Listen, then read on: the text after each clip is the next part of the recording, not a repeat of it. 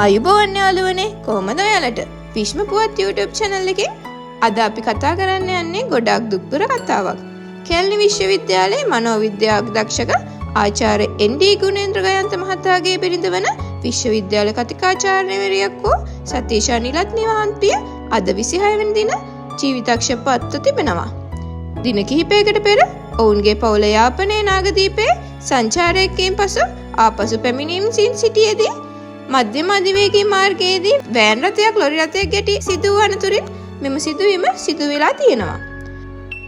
ආචාර්ය ගයන්ත මහතා අනතුර සිදු වූ ස්ථානයේදීම මිය ගිය අතර සතීෂ් අනිලන්ති මහත්මිය දැඩි තුවාල ලබා තිබුණේ. ඇය කොළඹ ජාතික රෝහලේ දැඩි සත්කාර ඒකකයේ ප්‍රතිකාර ලැබීමෙන් සිටියේදී අද ජීවිතක්ෂයට පත්විය. මෙම අනතුරින් ඇගේ සහෝදරයාටද බරපතල තුවාල ලබා තිබුණු අතර ඔහුද පසුගිය දින ජීවිතක්ෂයට පත්විය.